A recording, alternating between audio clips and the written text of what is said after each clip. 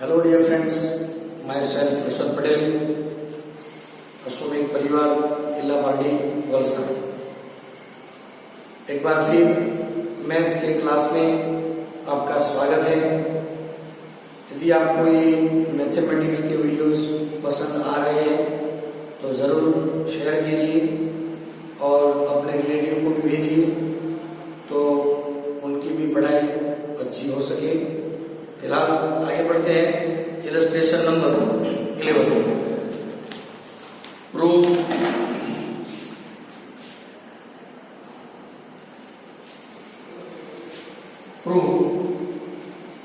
Determinant a plus b plus c 2a 3a plus 3b 4a plus 3b plus 2c 3a 6a plus 3b 10a plus 6b plus 3c is equal to aq। दोस्तों, हमें इसे सुलझाना है और एक cube prove करना है। सबसे पहले तो ये सोचिए, डायरेक्टली एक्सपेंशन मत कीजिए, डिटर्मिनेंट की प्रॉपर्टी से उसका एप्लीकेशन करेंगे। हम हो सके इतने कंपोनेंट्स को मिनिमाइज करेंगे या जीरोस लाने की कोशिश करेंगे। यहां पर रो की ऑपरेशन कर सकते हैं, कॉलम का भी ऑपरेशन हम कर सकते हैं। यहां पर देखिए ए है और यहां पर 2 है, दुगना है। यदि हम इसे -2 से मल्टीप्लाई करते हैं तो ये हो सकता है -2 और इसे सेकंड रो में डालेंगे तो यहाँ पर 0 आ जाएगा। सिमिलरली ए है, यहाँ पर 3a है तो इसे हम मल्टीप्लाई करेंगे -3 से इसमें डालेंगे।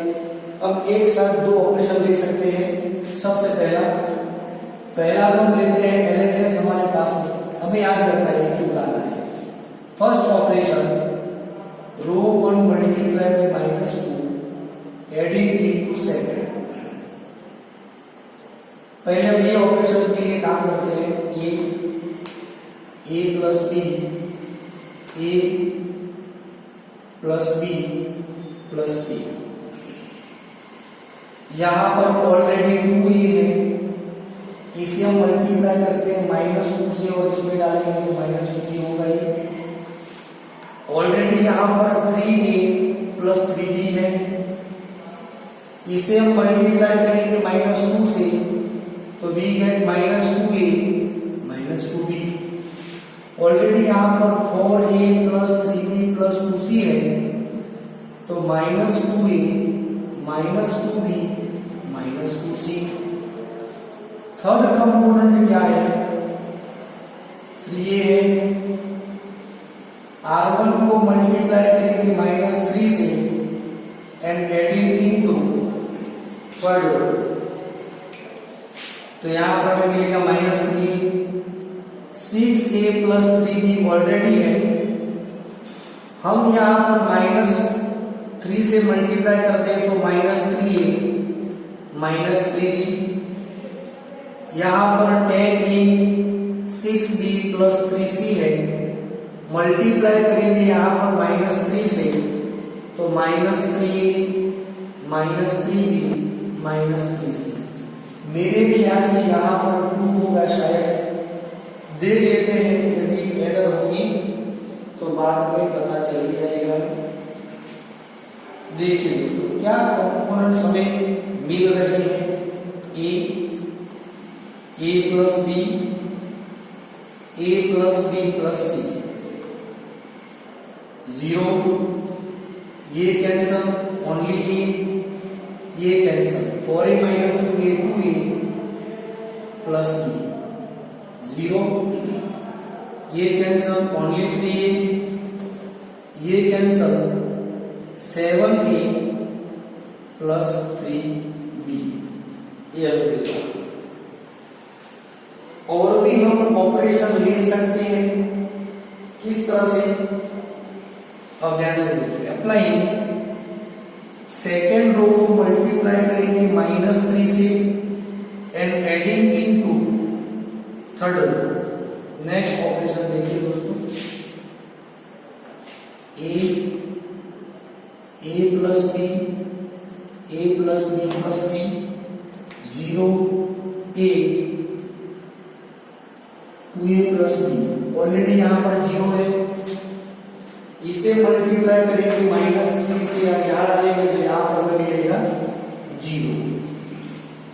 यहां पर ध्यान से देखिए हमारे पास में क्या है, तो 7a प्लस 3b है, हम इसे मल्टीप्लाई करते हैं -3 से, तो -3a -6a -3b मिलेगा, तो 7a - 6a ओनली a। एकदम से क्लियर दोस्तों।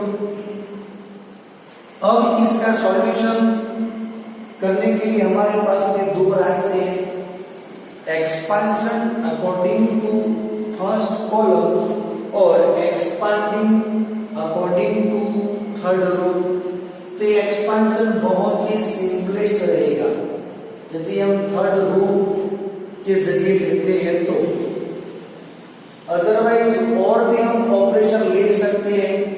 देखो इसे -1 से मल्टीप्लाई करके सेकंड कॉलम में ऐड करेंगे, तो जितनी भी हम प्रोसेस करते जाएंगे आंसर तो मिलेगा, लेकिन कई बार क्या होता है मेथड लॉन्ग हो जाती है, टाइम स्पेंड हो जाता है, इसीलिए एक्सपांशन करेंगे अकॉर्डिंग टू थर्ड रो। तो ऑलरेडी फर्स्ट टू कंपोनेंट्स देखिए 0 है, तो इनका एक्सपांशन भी 0 ही रहेगा, सेकंड तो नेगेटिव, लेकिन 0 का नेगेटिव 0 ही है। थर्ड के लिए साइन ए है, अब ध्यान देखिए इन्हें हमें छोड़ देना है, तो जो बचे हैं उनमें ये होते हैं, इनका प्रोडक्ट होगा a into A square minus इन दोनों का प्रोडक्ट होगा 0। अब आप ध्यान से देखिए आंसर क्या मिला हमें, a क्यूब मिल गया, तो ये हो गई हमारी राइट हैंड साइड। ठीक है दोस्तों, ये हम कर सकते हैं एक्सपांशन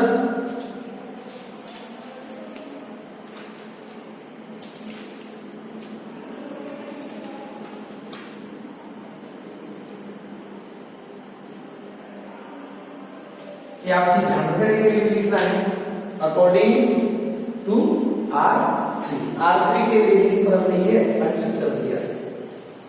तो दोस्तों इस तरीके से हम कैलकुलेशन कर सकते हैं, तो और भी एक एग्जांपल लंबा हो सकता है। ठीक है दोस्तों, ओके आगे बढ़ते हैं, इलस्ट्रेशन नंबर 30, ध्यान दीजिएगा। Evaluate delta is equal to, मतलब determinant is equal to 1 a b c 1 b a c 1 c a b। बहुत ही अच्छा क्वेश्चन है, 2-3 तरीकों से भी ये क्वेश्चन पूछा जा सकता है। हम आगे बढ़ते इसमें, तो इसकी वैल्यू क्या होगी। देखो वैसे तो है सिंपलेस्ट, डायरेक्टली हम एक्सपांशन कर सकते हैं, लेकिन हमें कुछ रिजल्ट प्रूव करना है इसके अंदर में। तो देखिए क्या कर सकते हैं, ये सभी सेम कंपोनेंट्स हैं, तो यहां पर हम 0 ला सकते हैं।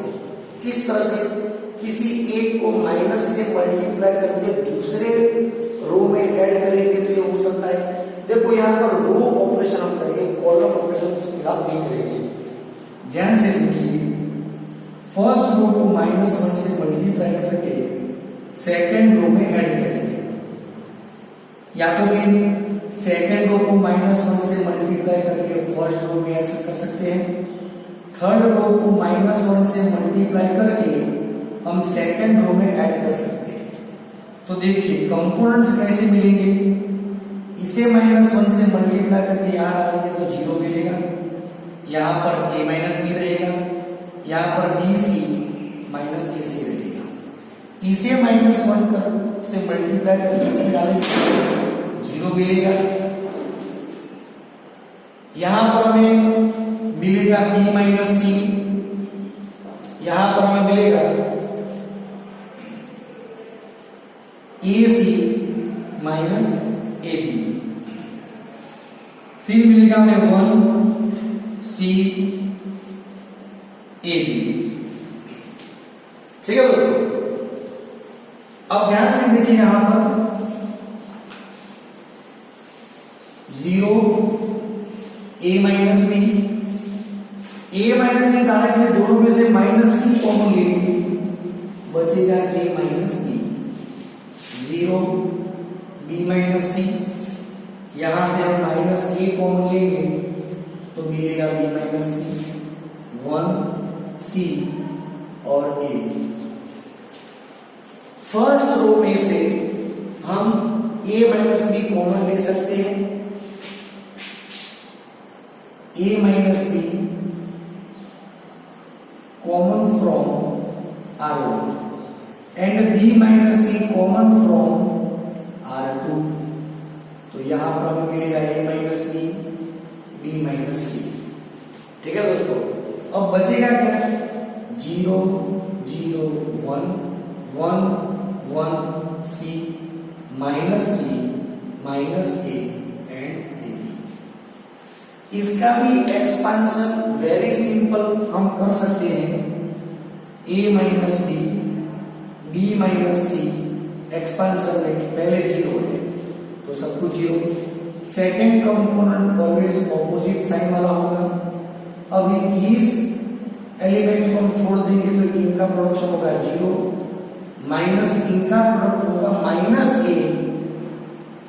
ध्यान दीजिएगा दोस्तों, थर्ड कंपोनेंट माइनस c है तो इसे हम छोड़ देते हैं, इनका प्रोडक्ट होगा 0 minus 1, a minus b, b minus c, minus minus plus, but again minus तो minus a plus c, finally a minus b, b minus c, c minus a, ये होगा रिजल्ट।